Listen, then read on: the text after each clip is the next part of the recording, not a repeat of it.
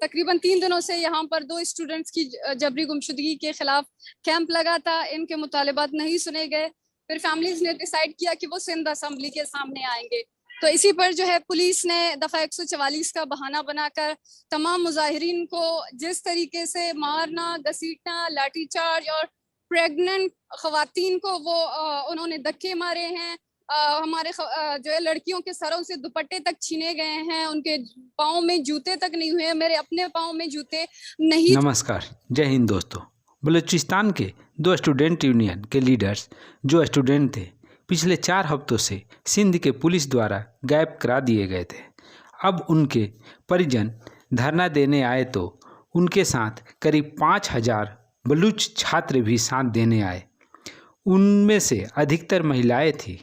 सभी धरना देने आए लोगों में से लगभग सभी के परिवार से इसी तरह किसी के भाई, किसी के शौहर, किसी के पिता गायब हुए हैं। पिछले 20 साल में पाकिस्तान आर्मी का यह रिवाज है कि जो कोई फौज के ऊपर आवाज़ उठाता है उसे हमेशा के लिए गायब करा दिया जाता है, जिससे कि कोई भी खोज नहीं पाता। उसे या तो ज़मीन खा जाती है या आसमान निगल जाता है। आइए देखते हैं पूरी कहानी को।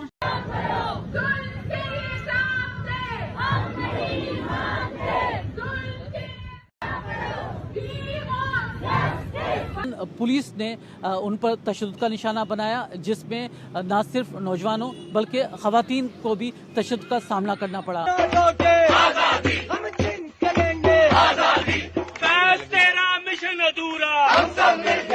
ये जो पिछले 4 हफ्ते से बलूचिस्तान यूनिवर्सिटी के अंदर एहतजाज जारी है, क्योंकि जो 2 तलबा थे यूनिवर्सिटी के, सुहेल बलोच और फैज़ बलोच, उनकी अचानक गुमशुदगी हुई और उसके ऊपर स्टूडेंट्स की तरफ से ये एहतजाज किया गया।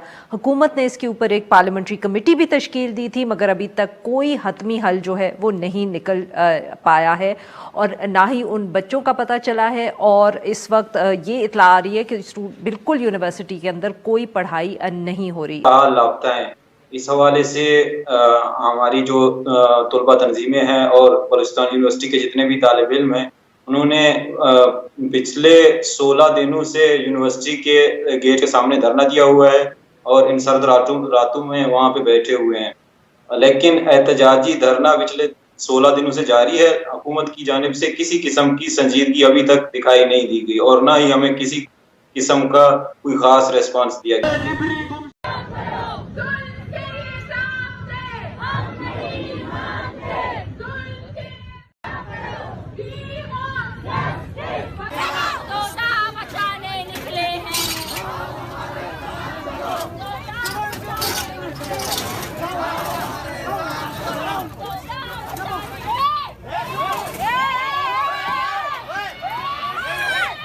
बलोच नौजवानों की जबरी गुमशुदगी के खिलाफ कराची प्रेस क्लब से गुज़िश्ता रोज़ इंसानी हकूक़ की तंजीमों की जानिब से एहतजाजी मुजाहरा किया गया था। इस मुजाहरीन ने सिंध असेंबली की तरफ मार्च किया और वहाँ पर धरना दिया। इसी दौरान पुलिस ने उन पर तशद्दुद का निशाना बनाया, जिसमें न सिर्फ नौजवानों बल्कि खवातीन को भी तशद्दुद का सामना करना पड़ा। और ये मेरे जो है जिस्म पर अभी भी ज़ख्म हैं। ये पूरे मेरे बॉडी में इस तरह के नील पड़ गए हैं। ये मेरा पाँव है, मुझे मेरे पाँव में चप्पलें तक नहीं थी, वो मुझे ऐसे घसीट कर लेकर गए, जिसमें मेरी पूरी जो है जिल्द वो फट गई है और वो ज़ख्मी है। मैं अपने पाँव पर अभी तक चल नहीं सकती हूँ। आइगा कि यूनिवर्सिटी इंतजामिया क्या कहती है? क्या वो आप लोगों को कोई मदद करने को तैयार है, या वो सिर्फ वहाँ खड़े, मतलब कि जिसको कहते हैं ना, तमाशाइयों की तरह सब देख रहे हैं कि आप लोग एहतजाज कर रहे हैं? ना वो कुछ कर रहे हैं ना हुकूमत।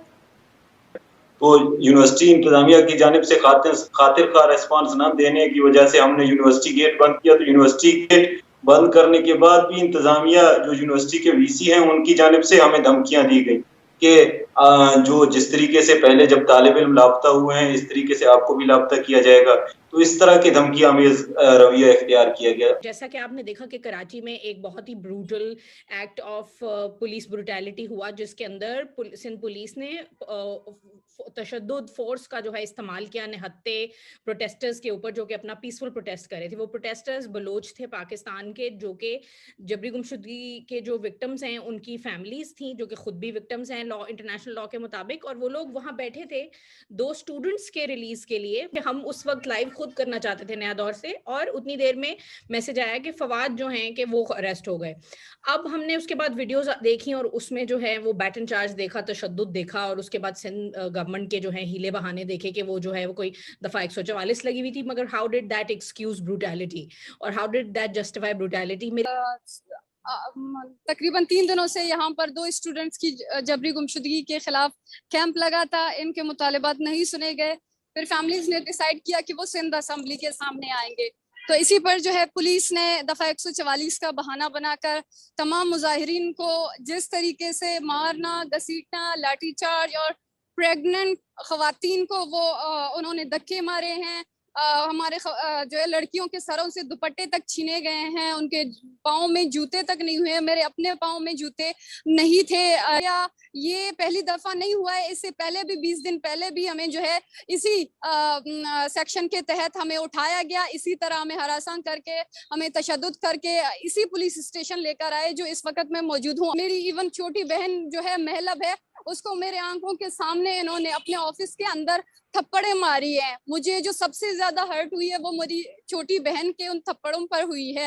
ये इंतहाई जुल्म और नाइंसाफी है, और हम जो है हमारे मुतालबात भी जायज हैं। हमारा जो कल धरना था, जो एहतजाज था, वो भी कानूनी और आईनी था। बहुत से बच्चियां कह रही हैं कि हमने अपने आंखों से देखा है कि इनके वॉलेट्स, इनके मोबाइल फोन वो पुलिस वाले उठाए हैं उन्होंने अपने हाथों से। लेकिन अभी हम जो है 3 दफा इधर आए हैं आर्टिलरी थाना, हमें यहाँ दूसरे थाने में भेज दिया जाता है। उधर हम जाते हैं, वो कहते हैं हमारा एरिया नहीं है।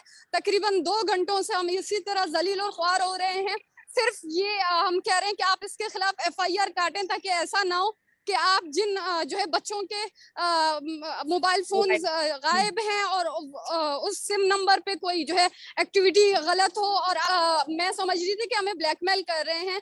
जिस तरीके से इन्होंने अपनी एक रिपोर्ट बनाई जिस पर ये लिखा था कि हम आज के बाद प्रेस क्लब के अलावा दीगर जगहों में मुजाहिरा नहीं करेंगे, तो इस पर उन्होंने जो है नगमा, आमना बाजी और हमारे दीगर साथियों ने साइन किया, क्योंकि वो हमें ब्लैकमेल कर रहे थे कि अगर आप लोग ये साइन नहीं करेंगे तो हम जो है ये आपको और आपके लड़कों के खिलाफ, आपके जो साथी हैं, खवातीन और बच्चे हैं, सबके खिलाफ FIR दर्ज करेंगे। तो बेहतर है कि आप ये साइन करके निकल जाएं। को भी देखना है कि ये जो हमारे इर्द गिर्द खड़े हैं, कल को हमें इनके लिए जवाब देना है।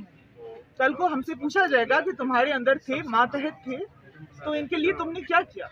लेकिन हम यहाँ पे ये बात कर रहे हैं कि इनकी जिंदगी जरा आसान बनाएं, और वही मुतालबात है कि IGP जो है वो हमारा बहाल किया जाए, उसको उसके बराबर तो कम से कम लाया जाए। दोस्तों, इतना सब कुछ हो रहा है जिसके विरोध में कोई आवाज़ नहीं उठा रहा है, न तो अरब देश और न ही पश्चिमी देश।